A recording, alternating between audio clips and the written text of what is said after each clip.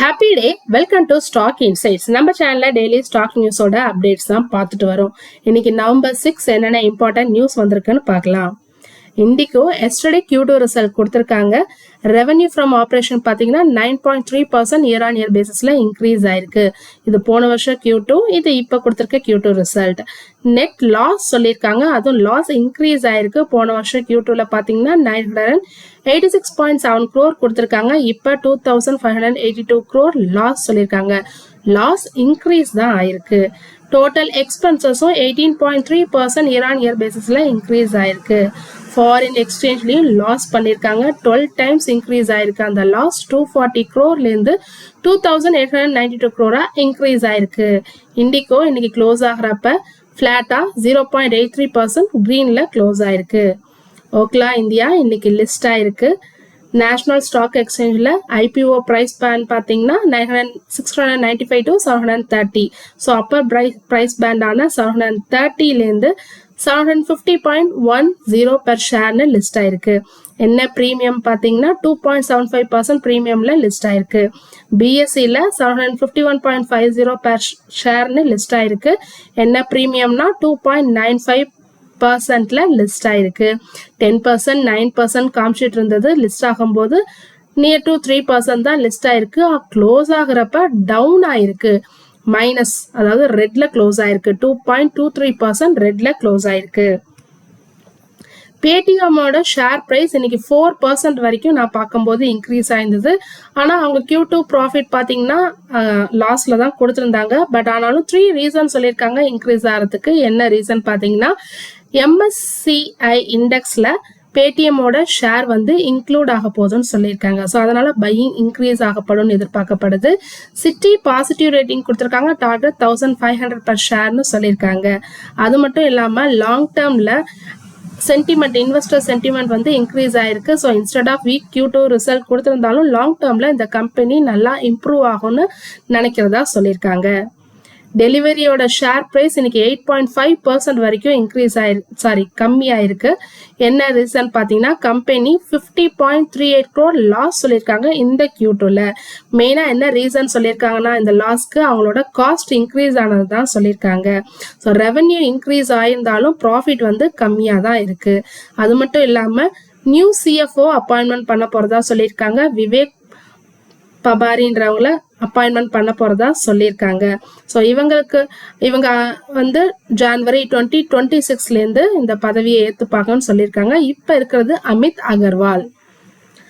Morgan Stanley என்ன சொல்லியிருக்காங்கன்னா, Adani பவரோட share price இன்னும் 17% வரைக்கும் மேலே போறதுக்கான வாய்ப்பு இருக்குன்னு சொல்லியிருக்காங்க. என்ன ரீசன் சொல்லியிருக்காங்கன்னா, மார்கன் ஸ்டான்லி அதானி பவர் வந்து லாட் ஆஃப் எலக்ட்ரிசிட்டி மேக் பண்ணிட்டு இருக்காங்க, அதுவும் கோல்லேருந்து மேக் பண்ணிட்டு இருக்கிறதா சொல்லியிருக்காங்க. ஆனால் இந்தியாவுக்கு இன்னும் பவர் நீட் அதிகமாக இருக்கு அப்படின்னு சொல்லியிருக்காங்க. கம்பெனி நிறைய நியூ பவர் சப்ளை டீல்ஸ் போட்டுக்கிட்டு இருக்காங்க.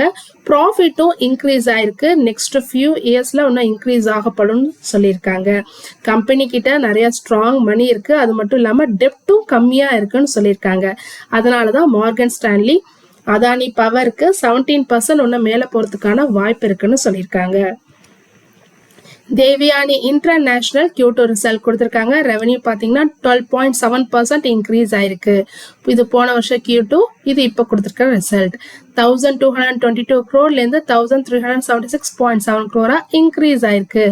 ஆனால் நெட் ப்ராஃபிட் பார்த்தீங்கன்னா லாஸ் தான் கொடுத்துருக்காங்க. போன வருஷம் 0.02 crore ப்ராஃபிட்ல இருந்தது, இப்போ 21.8 crore லாஸ் ஆயிருக்கு.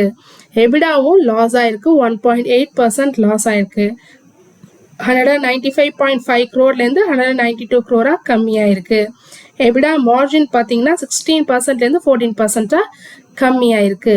டோட்டல் ஸ்டோர்ஸ் இவங்க கிட்ட எவ்வளோ இருக்குன்னா 2184 ஸ்டோர்ஸ் இருக்கு. அது இந்த Q2ல நியூ ஸ்டோர்ஸ் ஆட் பண்ணியிருக்காங்க, மொத்தம் 39. அதில் KFC மட்டும் 30 இன்க்ளூட் ஆயிருக்கு. இயர் டு டேட் வரைக்கும் பர்ஃபார்மன்ஸ் பார்த்தீங்கன்னா 15% டவுன்ல தான் ட்ரேட் ஆயிட்டு இருக்கு Devayani international. NCC Q2 result கொடுத்துருக்காங்க. இன்னைக்கு தேவியானி இன்டர்நேஷனல் எவ்வளோ டவுன் ஆயிருந்ததுன்னா, நான் பார்த்த வரைக்கும் 2.18% டவுன் ஆயிருக்கு. நெக்ஸ்ட் NCC இன்னைக்கு 4% டவுன் ஆகி ட்ரேட் ஆயிட்டு இருந்தது நான் பார்க்கும்போது. ரெவன்யூ பார்த்தீங்கன்னா இயர் ஆன் இயர் பேசிஸில் 12.6% கம்மியாயிருக்கு. 5,198 crore-லேருந்து 4,543 crore கம்மியாயிருக்கு. எபிடாவும் 11.5% கம்மியாக தான் கொடுத்துருக்காங்க. எபிடா மார்ஜின் மட்டும் மைல்டா இன்க்ரீஸ் ஆயிருக்கு. 8.5%லேருந்து 8.7% இன்க்ரீஸ் ஆயிருக்கு. Net profit 5% down. Year to date performance பார்த்தீங்கன்னா இது வரைக்கும் 30% டவுனில் தான் ட்ரேட் ஆகிட்டு இருக்கு என்சிசி. இன்னைக்கும் 4% டவுன் ஆயிருக்கு. ஒரு worst ரிசல்ட் கொடுத்துருக்காங்க என்சிசி. சிம்பனி Q2 ரிசல்ட் கொடுத்துருக்காங்க. ஃபுல்லாகவே worst ரிசல்ட் தான் கொடுத்துருக்காங்க. ஆனால் பார்த்தீங்கன்னா இன்னைக்கு சிம்பனியோட ஷேர் ப்ரைஸ் ஃப்ளாட்டாக க்ளோஸ் ஆயிருக்கு. 0.10% க்ரீனில் ஃப்ளாட்டாக க்ளோஸ் ஆயிருக்கு. ரெவன்யூ 44% டவுன் ஆயிருக்கு இயர் ஆன் இயர் பேசிஸில். Q2 ஃபினான்ஷியல் இயர் 25, இது Q2 ஃபினான்ஷியல் இயர் 26 இப்போ கொடுத்த ரிசல்ட். 289 crore-லேருந்து 163 crore கம்மியாயிருக்கு. எபிடா 69% டவுன் ஆயிருக்கு. எபிடா மார்ஜின் 26.6%லேருந்து 15% கம்மியாயிருக்கு. நெட் ப்ராஃபிட் பார்த்தீங்கன்னா 56 crore-லேருந்து 19 crore கம்மியாயிருக்கு. 66% டவுன் ஆயிருக்கு சிம்பனி. பஜாஜ் ஹவுசிங் ஃபினான்ஸ் இன்னைக்கு ரிசல்ட் கொடுத்துருக்காங்க. நெட் ப்ராஃபிட் ஆஃப்டர் டாக்ஸ் பார்த்தீங்கன்னா 18% இன்க்ரீஸ் ஆயிருக்கு. Net interest income 14% year on year பேசிஸில் இன்க்ரீஸ் ஆயிருக்கு. 1,140 crore-லேருந்து 1,300 crore இன்க்ரீஸ் ஆயிருக்கு. லோன் புக்கும் இன்க்ரீஸ் ஆயிருக்கு 13%. 75,000 crore-லேருந்து 85,000 crore இன்க்ரீஸ் ஆயிருக்கு. அசெட் குவாலிட்டி பார்த்தீங்கன்னா 0.3, ஸோ ஸ்டேபிளாக தான் இருக்குது. சேம் அதே மெயின்டைன் பண்ணுறாங்க. ஸோ ஒரு நல்ல ரிசல்ட் தான் கொடுத்துருக்காங்க. பட் ஆனால் ஷேர் வந்து இன்னைக்கு ஃப்ளாட்டாக தான் இருக்குது. அதுவும் க்ளோஸ் ஆகும்போது 0.26% டவுனில் தான் க்ளோஸ் ஆயிருக்கு. அஜ்மீரா ரியாலிட்டி இவங்க 330% ரிட்டர்ன் கொடுத்துருக்காங்க லாஸ்ட் 3 இயர்ஸ்ல மட்டும். கம்பெனி டிக்ளேர் பண்ணியிருக்காங்க 1:5 ஸ்டாக் ஸ்பிளிட் டிக்ளேர் பண்ணியிருக்காங்க. அதோட ஃபேஸ் வேல்யூ பார்த்தீங்கன்னா 10. அதாவது ஒரு ஷேர் வச்சிருந்தீங்கன்னா 5 ஷேர்ஸ் கிடைக்கும். அதோட ஃபேஸ் வேல்யூ 2-ஆ மாறிடும். ஆனால் இதுக்கான ரெக்கார்ட் டேட் ஒன்றும் அனௌன்ஸ் பண்ணல. சீக்கிரம் அனௌன்ஸ் பண்ணுவேன்னு சொல்லியிருக்காங்க. எல்ஐசி Q2 ரிசல்ட் கொடுத்துருக்காங்க. ஷேர் பார்த்தீங்கன்னா 1.3% டவுனில் தான் க்ளோஸ் ஆயிருக்கு. Net profit 32% year on year பேசிஸில் இன்க்ரீஸ் ஆயிருக்கு. 7,221 crore-லேருந்து 10,053 crore இன்க்ரீஸ் ஆயிருக்கு.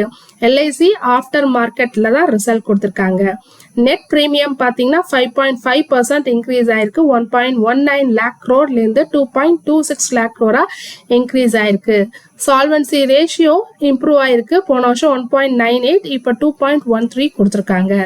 Asset under management 55.39 lakh crore-லேருந்து 57.23 lakh crore increase ஆயிருக்கு. அதாவது 3.3% இன்க்ரீஸ் ஆயிருக்கு. ரினிவல்லேருந்து கிடைக்கிற ப்ரீமியம் பார்த்தீங்கன்னா இன்க்ரீஸ் ஆயிருக்கு. 62,236 crore-லேருந்து 65,320 crore இன்க்ரீஸ் ஆயிருக்கு. சிங்கிள் டைம் ப்ரீமியமும் இன்க்ரீஸ் ஆயிருக்கு.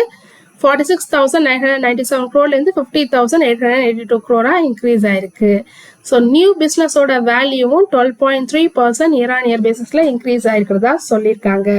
நியூ பிஸ்னஸோட வேல்யூ மார்ஜின் நெட் கொடுத்துருக்காங்க. 140 basis point இன்க்ரீஸ் ஆயிருக்கு. 16.2%லேருந்து 17.6% இன்க்ரீஸ் ஆயிருக்கு. ஸோ நாளைக்கு எல்ஐசி எப்படி ரியாக்ட் ஆகுதுன்னு பார்க்கணும். தொடர்ந்து இதுமாரி யூஸ்ஃபுல்லான மார்க்கெட் அப்டேட்ஸ் வேணும்னா மறக்காம நம்ம சேனலை சப்ஸ்கிரைப் பண்ணுங்க, பெல் ஐக்கான் கிளிக் பண்ணுங்க, லைக் அண்ட் ஷேர் பண்ணுங்க. தேங்க்யூ.